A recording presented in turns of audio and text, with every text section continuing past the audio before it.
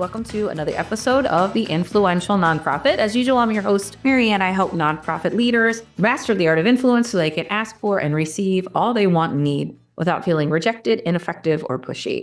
I teach you how to ask for what you want, mainly money, in a way that's easy, aligned, authentic, and builds long-term loyal communities of support. And that's what we're going to focus in on today, my friends, is how we build these long-term loyal communities of support, and just in time, because we're going through some pretty chaotic times right now in our government, lots of changes and transitions, lots of insecurity, instability, and having long-term loyal people by your side is key to your organization's success and your own success and your own ability to lead.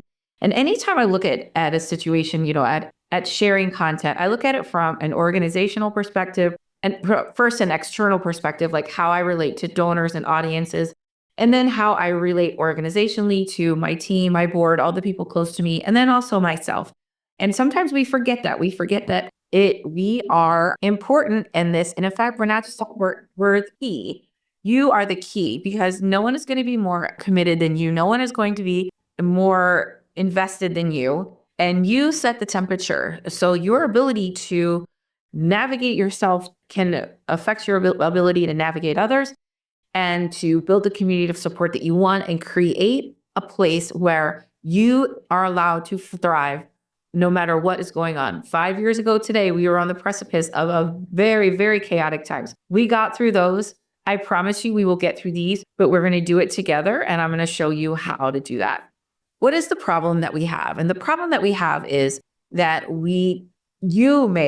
I just did this workshop yesterday, and I asked people what the problem was in having long-term loyal supporters. A lot of it was they don't know how to engage people. They're running out of things to talk about. The board, lots of board problems. That I'll do another podcast on that. Lots of board issues, things like that.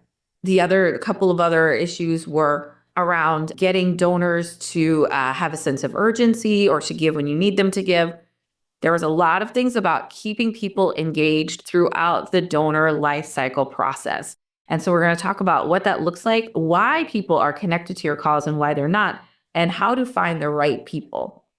Now, I always start this by saying, I don't have a magic wand. There is not one simple tool, trick, script, tagline, brochure that is going to replace the deliberate work of relationship building. There is no quick fix for that. There's no magic wand, silver bullet, nothing. This is about the day-to-day in and out work of relationship building. This is about devoting your time and energy to building relationships and how to focus on the people who are really going to be with you and let the people who aren't go. And a lot of times it's hard for us to tell. I was talking with this woman the other day, and she's like, she does LGBTQ advocacy. It's like, I just want everybody to see what I see. I'm like, I totally get that. And also, we have to think about it as, like circles. We want to go to the people closest and then keep moving out and moving out and moving out. And that's truly how we build movements. But we can't think about getting everybody all at once or having to convince every single person that we interact with. And if we don't, there's a problem. So here's what we're no longer going to do. Pitch, push, convince, control, make a case. I need to pitch this donor. I want to make a case. Yes, you have a case statement. Yes, you have a case for giving. Those are very important, but they are not more important than listening and understanding the needs of your donors. Your case statement in your marketing is not to convince somebody to care or get somebody to do something, because you can't really do that. Because the more you try to push people, the more they push back. The more you try to get somebody to do something, the more they will push back. So the less likely you want somebody to do something, the more you make it their choice, the more likely they are going to do it. I know that seems crazy, but it's absolutely true. And you could probably call on this in your own experiences. If somebody says, whatever you decide is totally okay, or whatever you want to do about this, it's fine. And you're like, oh, gee, well, what do I want to do about this? What do I want to say about this? And then you can kind of go from there. Now, so we don't push, control, or convince, because when we do, people get defensive. And when they get defensive, they go into fight or flight mode. And their ability to receive new information is vastly limited. So if we want somebody to do, or at least consider what we have to say, it is key that they stay open, accessible, comfortable, and in control of the experience. So you don't push, make a case, right? This whole process that I'm going to share with you is rooted in listening and loving and getting to know somebody for who they truly are. And this is the model I call the philanthropic heart. And the philanthropic heart model is, by adopting this model and the practices of it, this is your ability to keep long-term loyal donors, the kind that will be with you no matter what happens to your government funding, no matter what happens to your programs. They are invested in you and they're with you. And I'm going to share with you why that is and how you can attract more of these people to your organization. Now, this podcast is going to be in 2 parts because this is a lot of content. I'm basing this off a webinar that I just did, that I wanted to share this information as part of my podcast, but I don't like to make them too long. So this is going to be in 2 parts. The first part is I'm going to explain to you what a philanthropic heart is and to help understand what the aspects of a philanthropic heart relationships is. And then the second part, I'm going to share with you exactly how to implement that, the steps to start adopting this model within your fundraising. So let me just tell you what the philanthropic heart is not. It is not transactional. It is not about getting money from people, no matter what. It's not about making friends with wealthy people because they have money. That's not what this is about. I just had a comment the other day from a guy who said, my workplace is really transactional. That is going to be tough. I mean, because this is a cultural mindset shift away from the transactional type of fundraising we used to do, which is if I call somebody enough, they'll eventually acquiesce and do what I want. If I push hard enough, I'll get what I want back. And that may work in the short term, and it doesn't work in the long term. And it doesn't build long-term loyal communities of support. Remember, my friend Amy Fazio taught me people come for the cause, they stay for the community. We're here to build communities of support, but people come for the cause, okay? They come for a reason, and we're going to talk about what reason that is, but the reason is not because you pushed them into it. And trust me, if I had some magic formula for you, just the right combinations of words to move somebody to action, I would do that. But I do not. Hence, I have the philanthropic heart. So let's get into what it is. The philanthropic heart it's 3 basic things. It's based in a person's lived experience. So your messaging, your marketing is not about convincing somebody to care. Put that thought aside. You no longer have to convince people to care. That is not your job. That is not the role of your communications and your outreach. Your communications and outreach is to find people who share your philanthropic heart, who have the same values and vision of the world.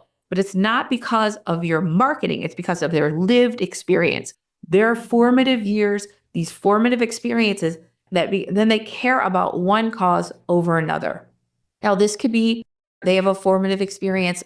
So my origin story is I was a later in life child. I have siblings that are a lot older than me. They were all born very close together, and a lot of years later, surprise, there's me. And that wired me in a very specific way. And that way is that I developed a deep sense of empathy for those who are left out and left behind. Consequently, my kids are adopted out of foster care. I would say my family was formed through foster care. I adopt and foster. I fostered my husband and I, my family, we fostered 250 dogs over the last 25 years.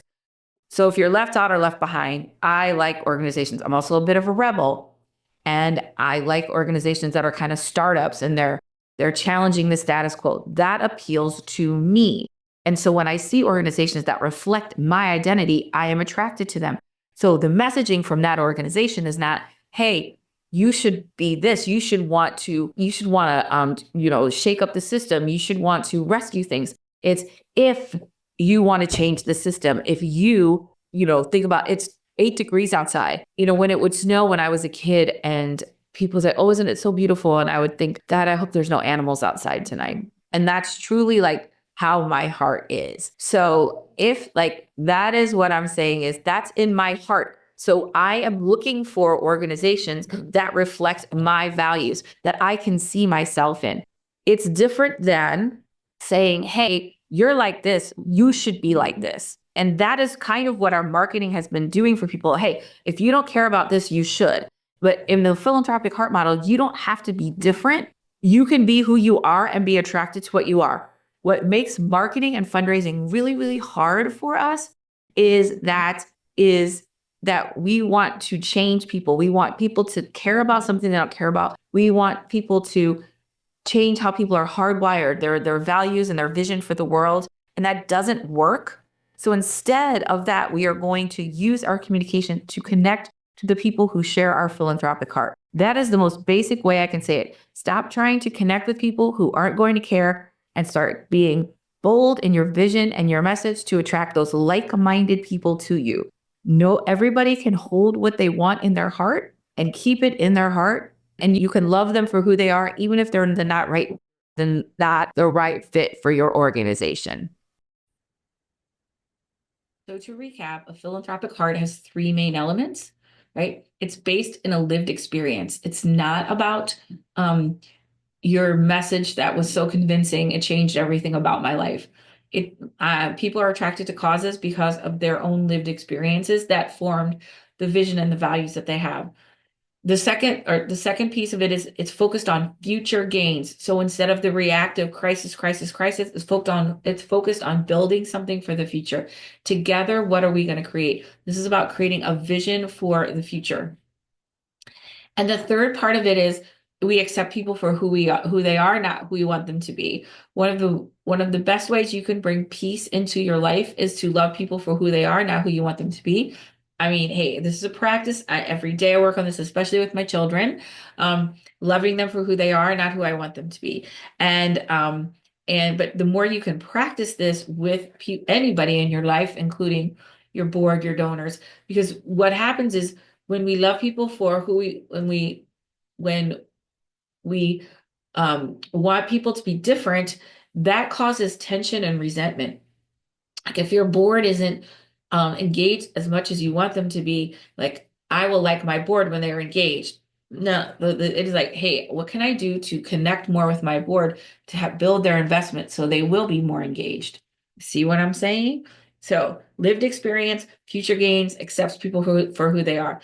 That is, and if you're driving, you can pull over and write this down. If you're not, just write this down. People will buy, quote unquote, to the level they feel seen and heard. The more that you allow people to feel seen and heard, the more they will listen to you and consider what you have to offer. The more you push them, like when the salesperson comes across the car dealership parking lot and you get defensive and you can feel yourself, maybe your heart race or something like that, you're already in defensive mode.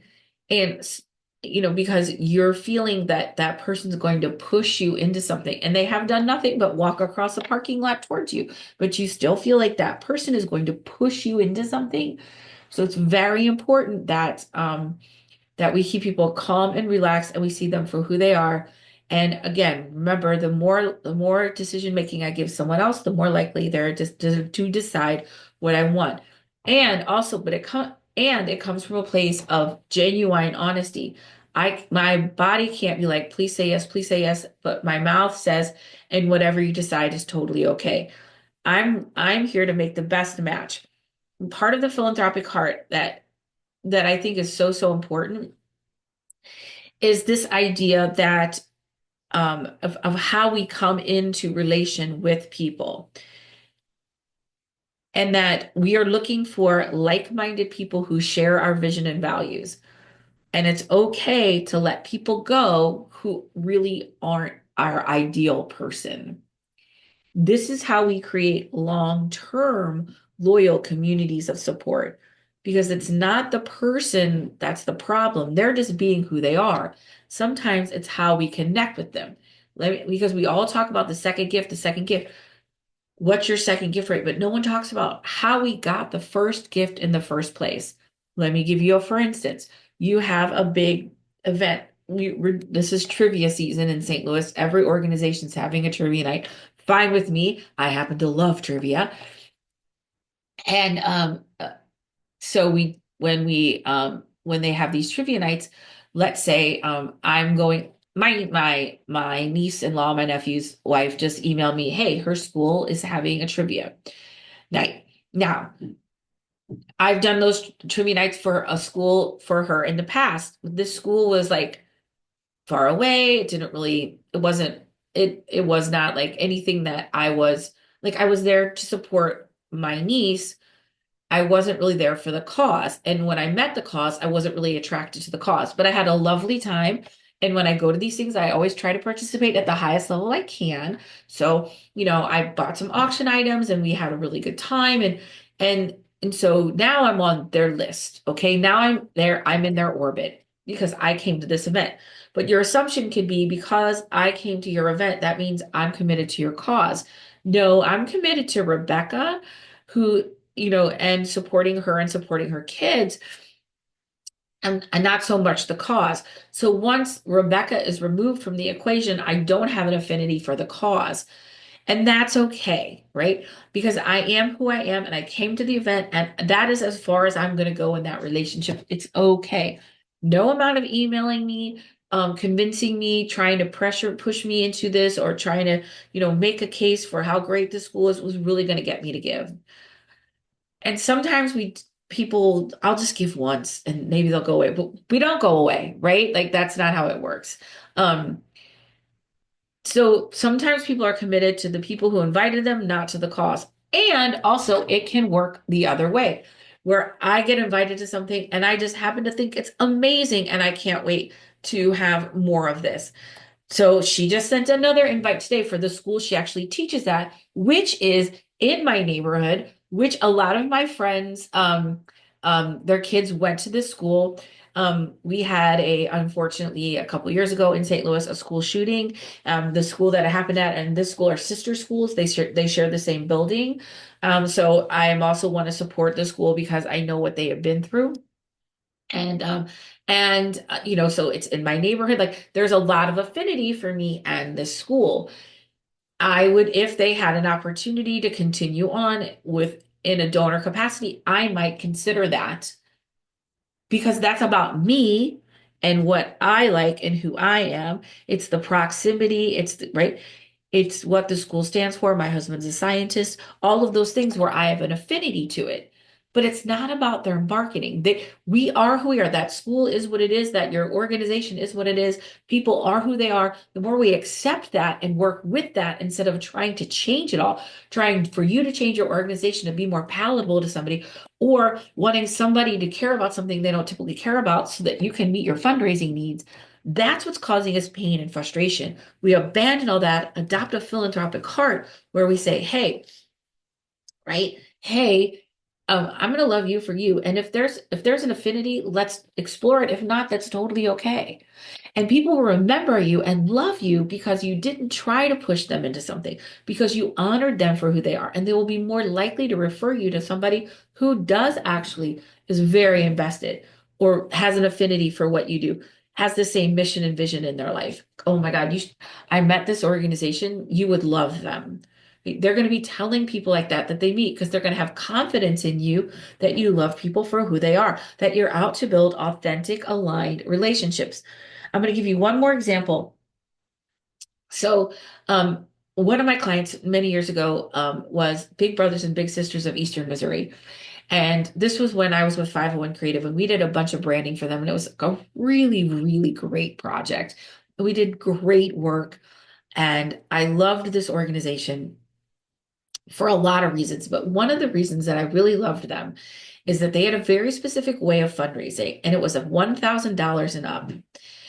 And that was their base. That was their base for investment. They did one event, which was Bowl for Kids' Sake. That was it. No galas, no nothing. They were completely focused on donor relations. And the minimum giving was $1,000 and I'm building long-term relationships. And this is why, because in Big Brothers, Big Sisters, that they are in the business of creating long-term mentorships between the bigs and the littles. And in fact, when you have a big and little relationship that does not work out, it causes more harm than if the kid had never done it. So they are out to make great matches to have a long-term relationship. Their whole focus is long-term relationship building. And they translated that into their donor. And the development person and the executive director, the CEO would say, hey, we're here to build long-term relationships. We want people who are invested for the long haul. If that's you, great. If not, that's totally okay. There's other programs that could need you, but this is what, our minimum investment is $1,000. They set that standard and they looked for people who could meet that standard. And there's plenty of people who did because they wanted their value system to be reflected, not just in their programming, but in their donor base. That everything about them was this long-term loyal community of support, just as the bigs were loyal to the littles, and how carefully they cultivated matches that they knew would last a long time. They carefully cultivated donor relationships that they knew would last a long time. So they're not just in it for the money. They're not just in it, oh, I'm going to make friends with you because you're rich. They're going to make friends with people who care about what they care about and who want to see the change that both in the individual and the collective of our community because of the impact of this organization. So now you can see how that fits. I'm going to share one more. I'm going to share how to define a philanthropic heart, and that is going to wrap up this episode. And in the next episode, I'm going to share how you do that. Okay, so let's define your philanthropic heart. Now, there are 6 human needs that contribute to every decision making. And this is a Tony Robbins philosophy, which you can take him or leave him, but I like this. And I've sort of adapted it into and remolded it and reshaped it into the fundraising relationship building work that I coach and train people on. And this is how we define any relationship, but I'm going to use this specifically to define a philanthropic heart. So I want to know what's in somebody's heart. And I want to call this if we can call it philanthropic heart mapping, like an empathy map, we can create a heart map. What is in your heart? And what is in my heart? And so here's how we define what's in your heart. There's six parts to this. I'm going to walk through them pretty quickly, and I know you can keep up. The first most basic need we have is security. So we all have an ego, right? Or sorry, we all have a need for security. We want, that's why moving or divorce or any kind of fundamental change in our lives is so stressful because it upends our need for security. So we want security. We want to know that somebody's going to be there for us. We want to know that an organization will be there for us. And we also want the security to know that who we are is accepted and okay, right? Is it will I be accepted for who I truly am? If that answer is yes, then we've created security. When you do an event, the first thing when people walk in the door, they should ask, will I be accepted for who I truly am? And the answer should be yes. That should be anyone's entrance, because if we don't have that security, we don't have anything. The second thing is variety. So we have security and then variety. Variety is like we want different stimulation, different input, different circumstances, right? We want to have new stimulations. Like I want to know that there's food, but I don't want to eat the same thing every day, right? That's variety.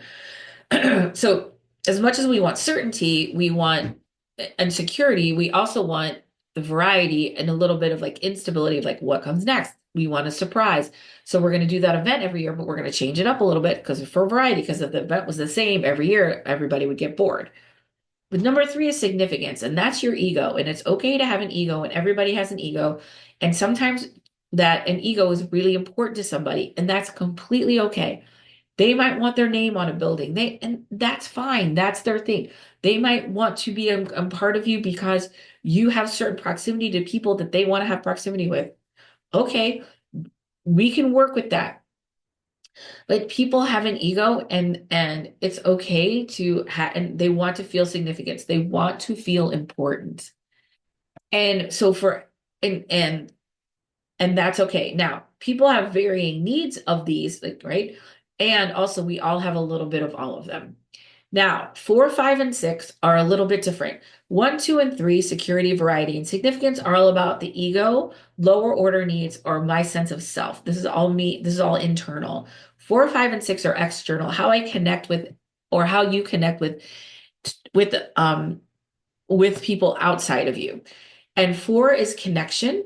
And connection means the love. I want to feel love. I want to feel connected to something outside of me.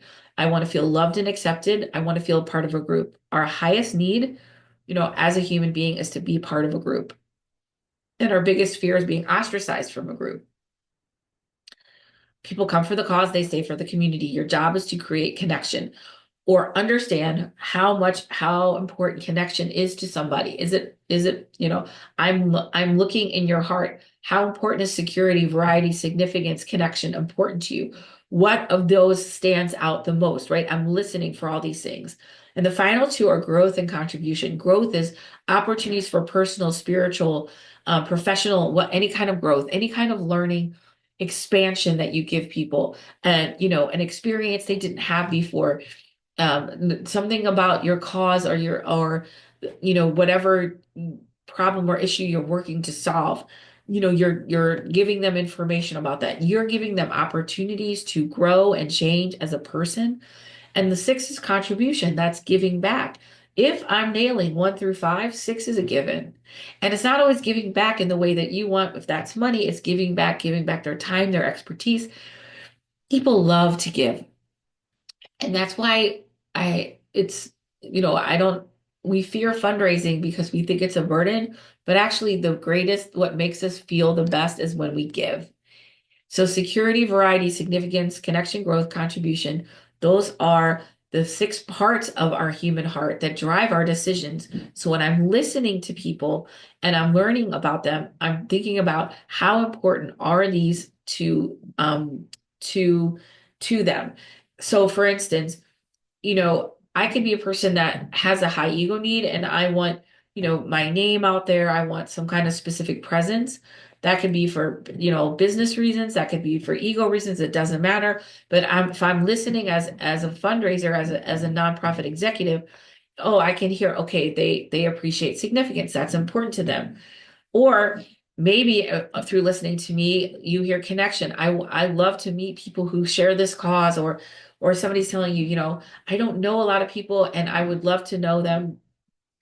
In St. Louis a few years ago, the Catholic Church did a big reorganization, and a lot of people, their parishes closed and their schools closed, and they felt disconnected. And my dear sweet sisters of Saint Joseph of Carondelet were there to provide a connection where one had been broken from another institution. Hey, if you're not seeing your values reflected, come here, check us out. We might be a great home for you to be able to see that your values are being lived out, and we can work together to create the change that we seek. And that really worked for them. And then there's growth, opportunities for growth. The Sisters does something every month where you can have breakfast at the Mother House, which is this amazing, beautiful, I would say campus. Like this, I mean, oh my God, the wood and it's incredible, this building.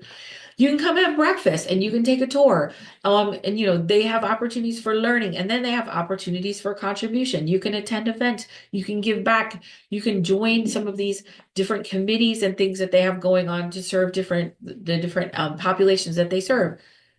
They're giving you all of these opportunities. And so as the nonprofit staff, CEO, development person, whatever, I'm listening to people and figuring out what is in their philanthropic heart and what of these 6 needs is most important to them. Because when I honor that and give them opportunities for a variety, significance, any of those, they will respond, right? When I'm a value to you, you're a value to me. Relationship first, the money will follow. Relationship first, the money will follow. I'm going to talk about that a lot more next time. But for now, I'm just going to summarize that we're going to stop pitching, pushing, cajoling, and trying to make somebody care. Our job is to find like-minded people who share the same philanthropic heart that's rooted in seeing people for who they are, not who I want them to be. That's rooted in building something for the future, right? And in our lived experience. It's not about the marketing. And listen, I'm a words person. I love words. I spent my whole career helping nonprofits create marketing and messaging, but the marketing and messaging is to attract like-minded people. It's not to change people. And once we embrace that and understand that people will, the more they feel seen and heard, the more they will listen and buy into what we're selling and want to be a part of our community, we can stop the pitching and the pushing and trying to convince people that everything we do is amazing and start building aligned, authentic relationships with people who truly share our heart, because those people will stay around. Those people will be with you during the crisis. Those people will be with you when something goes to shit, right? They will be with you. They will be with you when, you know, through the ups and downs and the good and bad, just like a long-term loyal friend would, because you share so much more than the transaction of money. All right, that's it for me in this episode. Next time, we are going to talk about how to connect to a philanthropic heart, how to really implement this inside your organization so that you can start adapting this for you. That's it for me from a very snowy, cold day in St. Louis. I hope it's warmer wherever you are because it's really chilly here. And what I would invite you to do is, if you're feeling chaotic, if you're feeling lost, is just take a deep breath and remember all the goodness in your life and just be present. I think sometimes when there's crisis happening and change is happening, our minds start to spiral. And what helps me, so I would love for you to consider, is to just bring it back home and bring it back to the present. And all we have is this moment now. And all I can do is my best every day to make the world a better place. And that's all you can do too, is to put the best vibration out there I can and to really bring love, hope, and inspiration and light to the world. And if we all just work on that, then nothing will go wrong. I promise. Okay. Love you. See you next time.